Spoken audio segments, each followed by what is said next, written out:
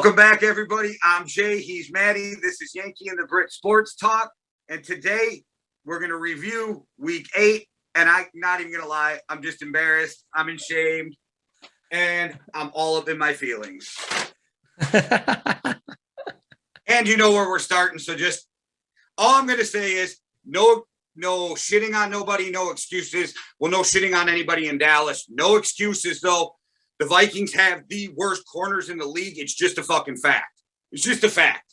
Yeah, it's weird to be sat across a person who has worse corners than the Dallas Cowboys. It's a surreal place to be. I'm not sure whether the corners were really too much. The problem, you only scored 60, we were held to 20 points. I mean, it is Cooper Rush after all, but it wasn't the points though. It's like every time that they had a third down or they needed a stop, they gave Cooper Rush a 15-yard freaking throw to a wide open. And here's the thing. If Cooper Rush is going to beat you, that's fine. But contest the fucking throw. Like, put somebody on the receiver. Don't make it easy for him. I was just like, and I know you got good receivers, but it's like, holy crap, man. Like, every time I turn around for a big play, just a corner was getting beat. A corner was. What I want to know is what are they like in training when Justin Jefferson's working on Justin Jefferson must have the most fun in training ever. Yeah, I don't know. Him and Adam Thielen just go off in practice. I don't know. Yeah, at least CD and Amari have to run against Trayvon Diggs. He'll get burnt every now and again, but then we'll also make you look like an asshole, by stealing the ball off you. But yeah, man. Well done, Cooper Rush. We all doubted you, and you proved us wrong. And I've never felt so heartwarmed than seeing his family in the stands, his dad basically in tears when he throws that touchdown pass to Amari Cooper to win the game. The Dallas Cowboys defense showed up. That is the story that I want to take away from this. They did play well, but there was some awful play calling, and I hate to say it because we've went through so many. Kubiak's got to go. We just need to start with a fresh mind at that offensive coordinator position. Yeah. I feel like we're playing John Elway's offense that his dad ran under Shanahan. You know what I mean? It's killing me. I was calling out plays before they even snapped the ball so if I know, and I'm just an idiot on the internet, then obviously the other team knows exactly what's coming. Dan Quinn is going to know exactly what's going on every single time. And they've got an incredible crop of wide receivers there, possibly one of the best in the league, with Justin Jefferson, best young wide receiver in the league, perhaps Jamar Chase, but that has to be next year anyway. That's next year's chat. Potato, right? Yeah, CeeDee Lamb, those three are incredible. But then you have Adam Thielen as well. I'm sure you have somebody else. KJ Osborne's been coming on this year, but most people, unless you're a Vikings fan, don't know who he is. Yeah, seems to make a big play every now and again, our version of Cedric Wilson, that kind of level of guy. And you have a guy who can throw the ball. Kirk Cousins is pedestrian as he looked the other day. But see, I give a lot of that credit to. See, that's the thing. I give a lot of credit to the way your defense played. You can't go out and ball out every game, whatever. But I think that the offensive calls hurt the Vikings just as much because I felt it was very basic, and it felt like the Cowboys came out and were like, "We're going to do more shit with Cooper Rush than the Vikings are even going to try to do with Kirk Cousins." It's difficult when Randy Gregory, who is looking awesome, it's difficult when he can just tee off knowing exactly what your play call is what it looked like. He was just able to run at Kirk Cousins whenever he wanted. Who is the guy you guys just cut for jumping off sides? Azai? Yeah, that poor guy just got That is cut fucking cold, man. That is cold. That is mean. Also, just a quick side note, Jalen Smith has been released by the Green Bay Packers at the same time that Jabril Cox has been hurt. So we could just bring Smith back in for way less money than we were paying him already. That'd be an interesting interesting thing. But anyway, that doesn't matter because our defense is playing really, really well, so we don't necessarily need him. But yeah, the defense surprised me at how well they played, how well they contained. Cooper Rush didn't lose us the game, and that is exactly what you want from your backup quarterback. Oh, I think he played better than didn't lose you the game. Exactly. And like I said, it ain't shitting on him, but could we just cover the guy he's throwing to? At least be in the vicinity of a guy on a 3rd and 13 with a guy who's only thrown 6 passes before this game in the NFL. You're going to leave somebody wide open on a 3rd and 13. Like, come on. He threw 3 passes before this game in the NFL and only completed 1 for 3 yards. Can we just cover the guy, please? I think even if Cooper Rush beats you, can we just be in the area where you're throwing the ball? That's all I'm asking. Yeah, there was a few moments as well where it was kind of looking like the Cowboys could have done more with their offense as well. Like the Cowboys could have and probably should have scored more than 20 points at some points. I have serious questions about Zimmer is what I was getting from watching that. And as much as I know you like Zimmer and you don't want him to get sacked, there are a few things that he has to answer for, the same kind of things that we question Mike McCarthy on a lot of the time. Zimmer's biggest problem right now is his corners because he's got the number 1 pass rush in football. He gets to the sacks, hurries, and our 2 safeties are playing out of their mind. So that to me falls on Rick Spielman because he got rid of all of our fucking corners last year. He let all of them walk and then brought in all young guys, which would have been great. But then we draft a guy who decides to do some crazy domestic violence shit and ain't never going to play in football again. Dantzler ain't what we thought he was. And Patrick Peterson didn't help being hurt, but it would have been better to have him there, but I don't think he changes the outcome of that game. And then the only thing I can kill Zimmer for outside of if you want to hit him for time management, but I get what he was doing. I was basically going. And I'll let you go there in a second, but get rid of Breland. Stop it, Zimmer. Breland cannot play. Can we just get rid of him? Yeah, I thought Anthony Brown was embarrassing.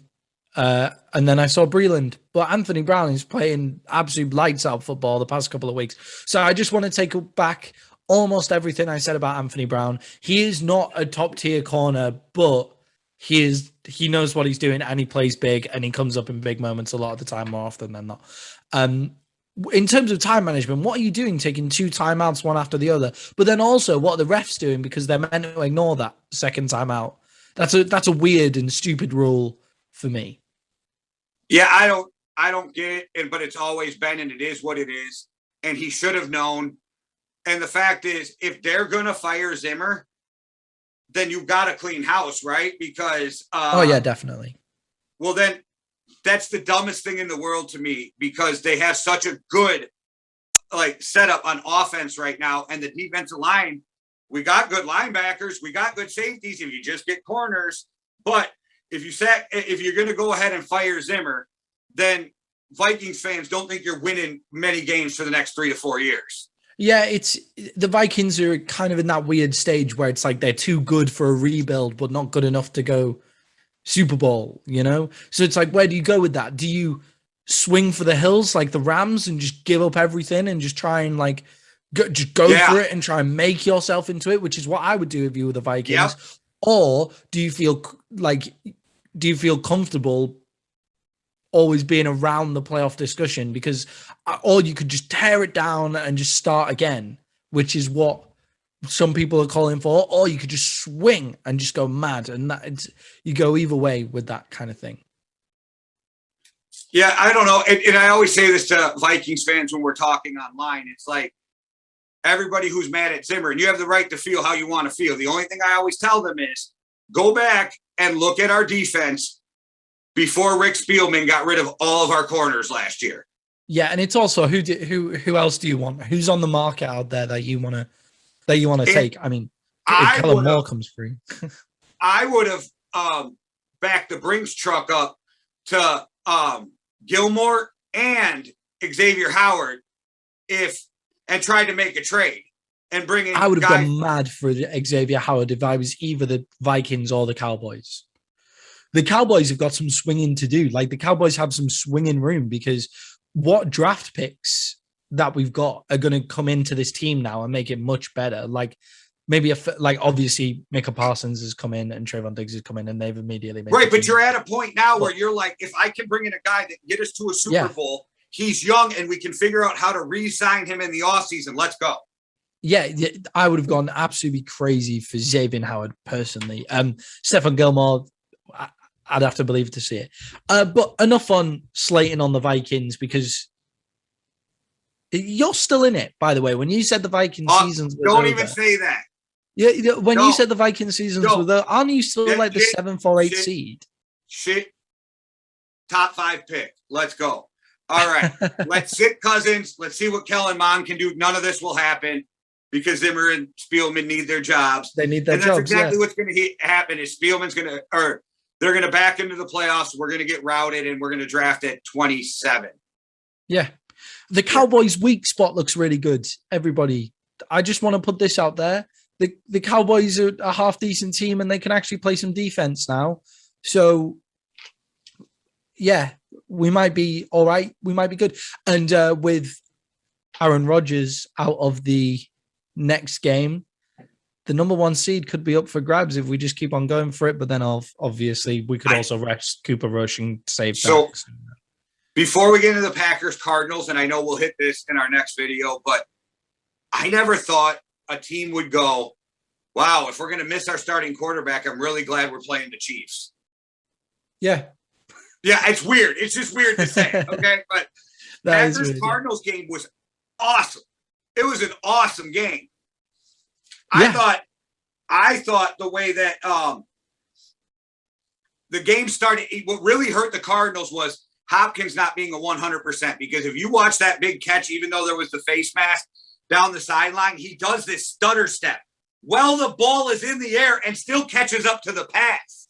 This dude is freaking amazing. But D-Hop's a freak.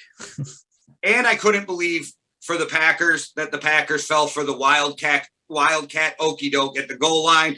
Everybody knew it was coming and you fell for it. That kind of blew me away. And besides it all being a great game, I'm going to make this short and sweet. I just got one question to end my statement on it. What the fuck, AJ Green? I always love the posts that are going around at the minute of AJ Green announced his retirement in the 4th quarter of the Packers game. That's a miscommunication, and it's on AJ Green's head. That's what's happened there. It's a miscommunication that a veteran wide receiver should not be making. Like, not at all. And I'm surprised at the amount of production AJ Green's offering at this stage in his career. I thought it'd be more of a like, oh, AJ Green's there, we'll have to make sure that we give him some attention while D-Hop goes off on the other side. But AJ Green's providing some good stuff. Zach Ertz looks like an absolutely awesome addition to that offense as well. But yeah, D-Hop being out and then AJ Green just falling asleep in a moment where your veteran has to be there. He has to be there. And Kyler Murray has looked at that matchup and gone, we're going there. And he saw everybody else seemed to see zero blitz and broke out of their routes accordingly, apart from AJ Green. And he's a veteran wide receiver. You can't do that. No, and you know that ball's going to Hopkins if he's in the game.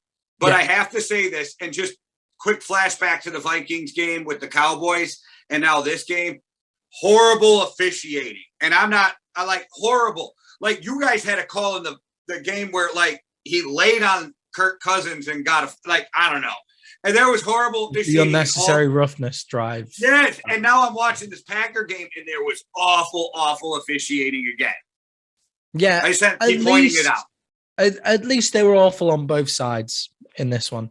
At least they were consistently awful. That's fine. I can get behind consistently awful officiating, because then that becomes a rule. That becomes a law problem rather than a refereeing problem. Refereeing problems where it becomes harsh on either side is the real chew. Aaron Rodgers has cemented his place in, if it wasn't already, in a top quarterback of all time. A top quarterback of all time position to go across country on the road to the undefeated Cardinals, who are playing really quick, really fast football, and do it without any of his wide receivers, that's an incredible feat to do. And he just looked like he was better than everybody else on that field and was like steps ahead of them. Yeah, I as a Vikings fan hate the fact that I always have to defend him, but I do.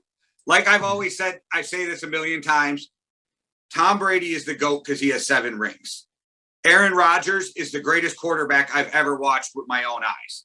In terms of talent and talent, yeah, just on a football field, pure, just playing quarterback.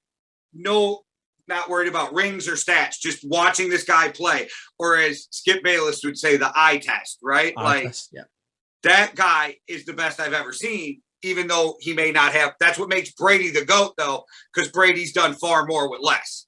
Yeah, of course. And honestly, Aaron Rodgers, we're in an incredible era of quarterbacks right now. And I hate when guys come on and are like, oh, but it's a different time. It's a different time. And it's like, yeah, maybe it's a different time because these guys are better. Like there is an evolution to sport. This happens. These guys are now throwing 20,000 passes or whatever. Yeah, they're playing 7-on-7 all year round when they're not playing that. They're going to Elite 11 camps, Peyton Manning's camp. And a lot of kids, sadly, are only playing one sport now. Yeah, and it's just people get better as time goes on. That is how the human race is. Yeah, bigger, faster, stronger. Yeah, exactly, right? So we are in an incredible era of quarterback play because the quarterbacks are better because of the systems that they're in. But anyway, I'm not saying that John Elway wouldn't be incredible if he got to do exactly the same thing as these guys would. Right, or Marino, I get you. Yeah, that kind of stuff. Yeah, Roger Staubach would be absolutely insane if he had to throw 20,000 passes before now. Aaron Rodgers, as you can see, is incredible. He is absolutely amazing. The Packers seem real resilience, and the Packers fans, man, there was more of them in Arizona than there were Arizona fans. Yeah, Packers fans travel pretty well. It's impressive. Yeah, Packers, Cowboys, Steelers fans, they're absolutely everywhere. Well, Maddie, on to the Bears versus the 49ers.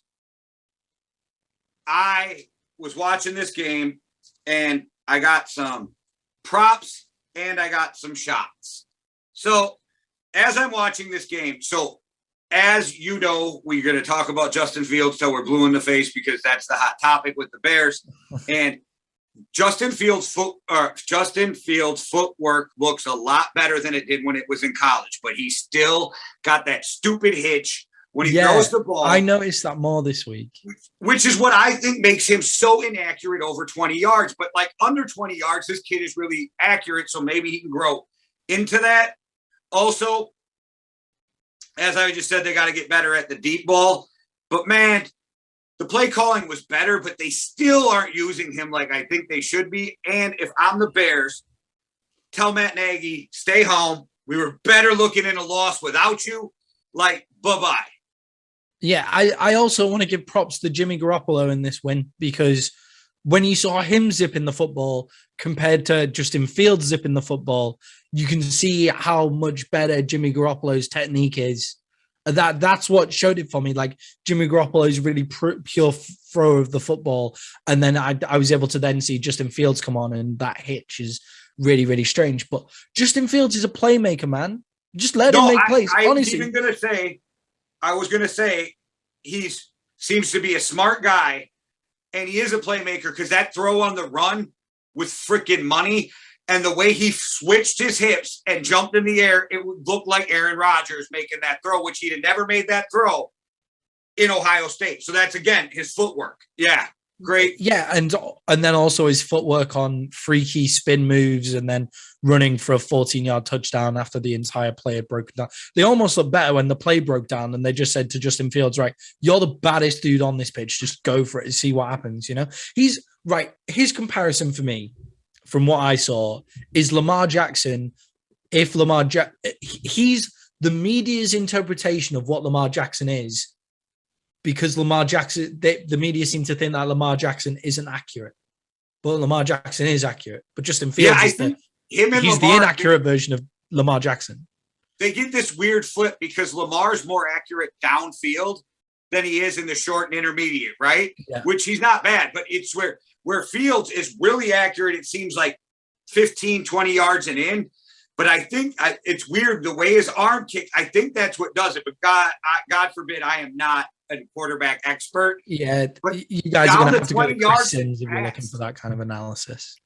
Yeah. 20 yards and down, though, he doesn't. That's where, if Justin Fields can figure that out, people are in trouble. If he can't, then he's checked down Charlie who can run. Yeah, but could that be? I would like to see the Bears with a deep threat before we make the judgment on just And a better coach down the field. Yeah, and somebody will actually call plays that isn't obvious. That's 20 yards down the field. The 49ers are a ridiculously weird team for me as well. I don't understand them. I don't get them at all.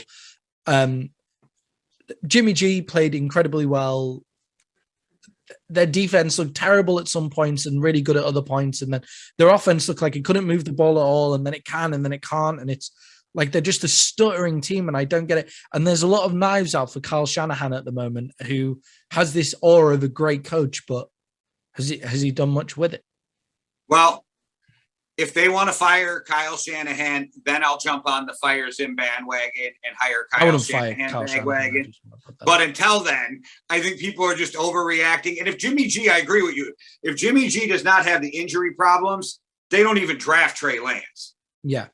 Because he's their quarterback, because they've proven they can win with him. And people can say, well, he's not a top 5, not a top 10. Well, he's a top NFC championship game quarterback. I mean, he'll get you there. He'll get you to a, you know what I mean, to the promised land. Do you win it? That's different Jared story. Goff got to a Super Bowl because they put the right team around him with a really good offensive coordinator from the same place as Kyle Shanahan. With the Bears, this is my last thought on what the Bears should do, because we already know I think they should fire Matt Nagy. They should drive to Ann Arbor, Michigan with the biggest money truck they can find and beg Jim Harbaugh to come coach their team, because look what he did with a Colin Kaepernick. And I truly believe that Justin Fields is probably more talented than Colin Kaepernick was. That like the Bears could be the Baltimore Ravens. That's what they could be if they played their cards right and Justin Fields learns how to throw the ball down the field. They could be the Baltimore Ravens in a bigger market. Like that's what they could be. So why not go get the Baltimore Ravens coach's brother? Like why not do it? Is there enough money in the world? Can the Bears scrape together enough money in the world to compete with what Michigan are giving to Jim Harbaugh? I don't know. You might have to give him some kind of John Gruden type contract. I don't know. And look how that. But maybe you go and break the bank and go, I'll give you $15 million a year for 5 years, because after 5 years, you're going to got on everybody's nerves, and we're going to want you out of town, even though you're winning.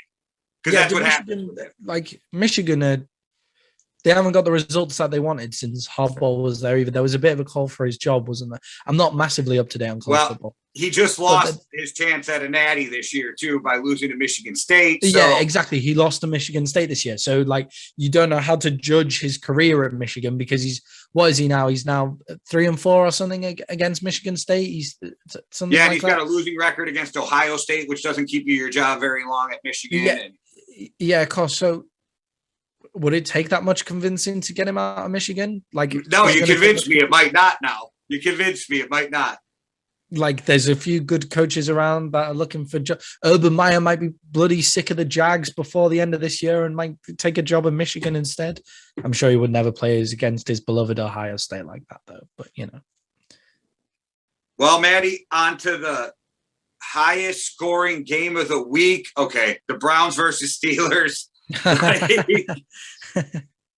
This game literally was like watching paint dry at times. And as I'm watching this game, I'm like, okay, so the Browns have not been at full strength yet this year, which doesn't help their case. But they were the first half of the game. They're throwing the ball all over the field, cannot score. But the Steelers are running the ball up and down the field and cannot score. Yeah, it's the AFC North's classic game, the black and blue divisions game right there. The Steelers have a running game is what I want to put out from this. If the Steelers find a quarterback, then they're real, Like the Steelers are back. If they at the end of this year, once they find a quarterback, Pat McAfee seems to think that it's Aaron Rodgers, and that's a terrifying prospect for Aaron Rodgers to go to Mike Tomlin and the Pittsburgh Steelers. But yeah, as soon as they find a quarterback, they're they're real. What the Browns do? I know they only scored 15 points, so I don't want to say that they're too real or anything yet. But once you get that quarterback in place, then a lot of other stuff falls into line. But the Browns, what is it? This is the first time that Baker, Landry, and Beckham were all on the same pitch, and they scored 10 points. Like, what's going on there? It's not his fault completely because there's a million plays in a game, right? But Jarvis Landry killed them with that fumble. He freaking killed them. That was the death of that game right there. It was over. And now I don't know what they do because there's rumors that they might just cut Odell Beckham because he didn't get traded. His dad dropped 11-minute video of Baker Mayfield not throwing his open son the ball. Jarvis got asked to leave practice. Not Jarvis. Odell got asked to leave practice. Odell's dad's dropping videos. And I read an article right before we came on. I don't remember what article, who wrote it, but it was saying that Odell might just be cut because they asked him to go home because they're sick of some of the antics that are going on. It might just be best for both parties to do that at this point, to be perfectly honest. But Odell Beckham needs to go to somewhere where Odell Beckham is the star, and it's a big market. The Atlanta Falcons, I can't believe they didn't put anything in there for Odell Beckham. That would have been such a interesting move for them to make after Julio Jones leaving. I know the Browns are better than the Falcons, but Atlanta's a more fun place to live than Cleveland, right? As far as I'm aware. Or Chicago, go play with Justin Fields. Yeah, they have a deep threat that way. Third largest market in the United States. Like they have a place that, they have a deep threat in that sense. That makes sense for them. I'm surprised nobody traded for him at the deadline. I'm so surprised. I don't think anybody has the money to carry that. What he's owed for the rest of the year. I think. But if the Browns were going to cut him,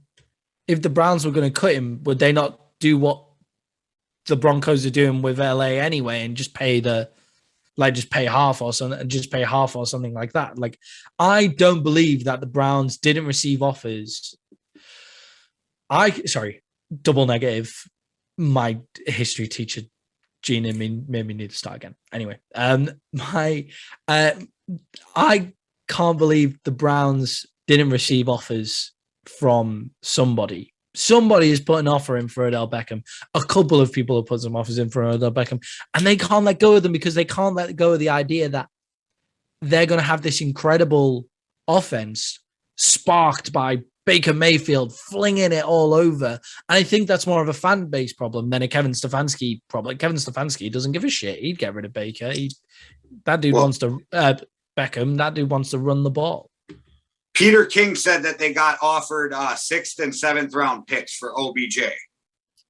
But if you're going to cut him anyway, then you may as well take it. I don't think they planned on cutting him, and then his dad dropped those videos, and then something happened, and they asked him to leave practice today. Now the trade deadline's over, so I don't think they planned on it, and I think Odell wanted out. This is just me guessing at this point, and it became a problem. And this is why if somebody wants out and they want out, then you get rid of him while you can get something for him. Houston Texans. Yeah. Yeah, exactly. But yeah, the Browns aren't the team everybody thought they were. The Steelers are a tiny bit better than people thought they were, but not by a lot. The Browns have got a lot of injuries, so we'll cut them some slack on that. I just think it's coming more and more questionable about the whole Baker Mayfield thing. We talked about it last time. Do you pay Baker Mayfield $40 million, or do you just go, there must be somebody else out there that can do this kind of job? Peter King said they're offering him in the mid to high 30s. I mean, I would mid 30s is a good range for Baker Mayfield, I would say. With the way that the cap's going, I would say, or even high 30s, but I wouldn't stretch all the way past 40 for him. Is all I'm going for. And their team's built on running, and since their running backs have been injured, that's shown it.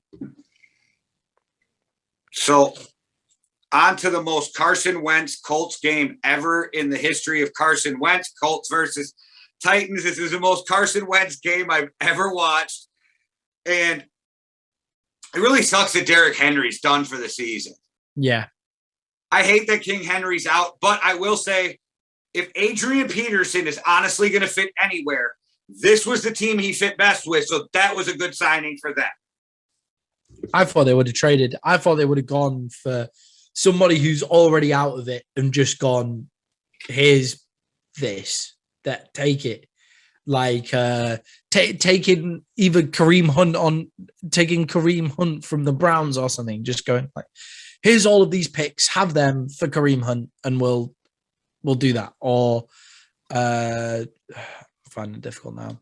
Even going to the Cowboys and saying, here's Tony Pollard, even though they'd say no, that kind of move that they would go for. But Adrian Peterson fits really well for them. That is a good call. Yeah, if he's got anything left. As long as he's got something left, then he's fine. But I thought they would have traded and maybe signed Adrian Peterson as a free agent to back that up. What else is there to say about Carson Wentz? The dude's talented, but stupid, not stupid. And okay, so he did what he did and whatever. He made those plays. But back to our amazing referees. There was a blatant pass interference on third in overtime that on the Colts that they didn't call. Blatant, no call. Well, and I was just like, oh my gosh, you refs, just get out of your own way. Quit being the reason somebody wins or loses a game. Yeah, because there needs to be more room for video refereeing referrals in the NFL. Have you watched any Thursday night games? Because I know it's late for you, but I watched them 40 minutes the next day. Like all of these games, all of these games were played on Halloween. So, do they show the new way though that they're using that quick replay thing on the 40-minute games because it's only happening on Thursday nights? Oh, then no, I haven't seen any. Okay, so what they're doing is a flag will be thrown or a call will be made, and then all of a sudden in their headset from the booth, somebody on Thursday up in New York will go, this is what it is. They'll change the call, keep it moving. Why can't we do that in every game? Why is that not a thing? I know you need to test it, but that's so obviously what should be happening. Why haven't they been doing that the full time? I believe, right, my thoughts on the refs not being professional. I do, and I agree. The refs should be professional, and they should get that assistance as well. But anyway, yeah, Carson Wentz is just he's who we all thought he was. He's talented, but what's the word that I'm looking for? Brett Favre-esque. Yeah, reckless. Yeah. There you go. I just needed the word Brett Favre in my head, and then I could think of the word reckless. There we go. Perfect. He's reckless and talented, and it's fun to watch, but you're not going to win much with him doing that. No, I think the only reason we had to talk about it is, one, it was an overtime game, and two, it was the most Carson Wentz game I've ever seen. Yeah, and I really want to see what the Titans are like without Derrick Henry. Boy, he balls out of control and then makes the worst mistakes. Like, it's just, oh my gosh. I was like, I'm sitting there watching. I'm like, oh, the Colts are going to win this. All right, Carson, way to take that from him right there. Yeah. Way to be Carson Wentz, Carson. Way to be Carson Wentz. All right. I got it. We got to talk about this game too, Maddie. Jets, Jets. What the beating fuck? The Bengals? What happened? What happened? I don't know. I'm not entirely sure what happened. The Jets have found their quarterback of the future. Zach Wilson who? What? Not 400 yards? Yeah. Oh, not that I think that Zach Wilson is the problem with the Jets. But is this not the most Bengals shit to do ever? But by the way, just while we're talking about stereotypical stuff, like the Bengals have got themselves in a really, really good place in the AFC. They come up to an easy game and then against the Jets that they should win, and they give up 34 points to a backup quarterback. Yeah. Who's back up to a rookie quarterback. It's not like it's Aaron Rodgers' backup out there, or like it's not like it's Dak Prescott's backup out there scoring 34 points. Joe Falco's press conference said it all when he was announced back with the Jets, when his facial expression was just like, you could tell he did not want to be there. Yeah. Also, this guy's beat out Joe Flacco, so good. Congrats to him. I like this guy. What happened? I don't really get it. It's incredible. Well done to that man. Is Zach Wilson going to have some serious competition when he comes back for the Jets? Let's find out. Let's see what the Jets are like. Moving on. Is this more of a win for Robert Saleh, though, Jay? Yeah, and I had to go back and I rewatched this game because I was like, really like, what happened? And I'm still not sure. I've watched it twice. Well, 1.5 because I was flipping back and forth when it was originally on, and then went back and watched it. But I literally still have no idea how that went the way it went. Yeah. Is this a culture win for the Jets, though? Is this what we were talking about, where Robert Saleh's coming in and he's making the culture, and they got embarrassed against the New England Patriots. They got absolutely embarrassed. And I found that there are a few things I'm agreeing with Colin Cowherd about, and that's really worrying me. But when professionals get beat up and embarrassed, they're dangerous when they come on again. And I think that's a culture of a bounce back where they said, I'm never letting that ever happen to me again. And they went out and balled out against the Bengals, and then the Bengals just somehow didn't win that game. But they still scored 31 points. Like, the Bengals are still real, but to give up 34, that is an intense amount of points to give up. That's just one of those games that when it comes to playoffs or playoff seeding, they're just going to want back. They're going to want that back so bad. That could cost them, with the way that their division is and the way that the AFC looks at the minute, that could either cost them first seed in the AFC, or, well, actually, the way that the Bills are playing, that could cost them second or third seed in the AFC, or that could cost them their entire playoff existence just because of how their division shapes up, where everybody in their division's beating each other. Yeah, and you know how you said a wounded athlete dangerous? Yeah. Well, just quick throw this at you. Does that mean that the Lions are going to rebound because they took the Lions got next week? World, but whatever. I'm so pissed off about that. I did not see that happening. That really. No, I picked those asses to win. Yeah, me too. But Saints Bucks, man, Saints Bucks. Everybody on the internet is so happy they get to shit on Tom Brady for a week. Everybody's just been lighting Brady up like he's a guy who's never played football before. So haters get to enjoy. Brady had a bad game. It happens. I'm not worried about the Bucks. And I think Saints fans should be more worried about who's going to be playing quarterback. But Simeon is who's going to be playing quarterback for the Saints. Okay, but he comes in off the bench and lights it on fire. We know what he is. We've seen him. We've seen him as a starter, He's not like White for the Jets, where we've genuinely never seen this guy before. He's not like Taylor Heineke for the football team, where we've never seen him before. So you have to give him a try. Like, we know what he is when you've given him a decent amount of games to play. So yeah, I totally understand what you mean. Do they have a blind spot? Go back to Taysom? I go back to Taysom if he's fit. Yeah, I think he's coming back or soon anyway. So yeah, as soon as Taysom Hill's fit, then they go back to Taysom Hill straight away. But unless Trevor Siemian lights it up this week again, but the Bucs just have a blind spot for the Saints. There's every team has that team where we call them a bogey team here. I don't know whether you call them the same thing, but it's the Saints are the Bucs bogey team. They struggle against the Saints. There's something about that matchup that just doesn't work for them. And there will always be that one team. It's just a shame for the Bucs that one team is in their division.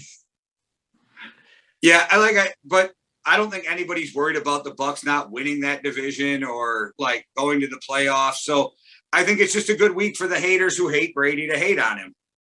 Yeah, and also you've got to remember the Saints are a good team. Like, the Saints are just in cap hell. That's the only reason they're not a good team. Like, a few more weapons and a few more, like, the Saints are great. They're creeping up on people as it is.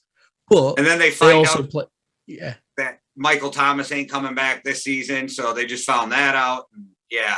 it's just when you watch the Saints, you just like, I don't understand how you're winning all these games, but there's just something in New Orleans that means the Saints will win, and that's Sean Payton. Yeah, that's a $1 million answer found right there. The only team he cannot beat is the Vikings.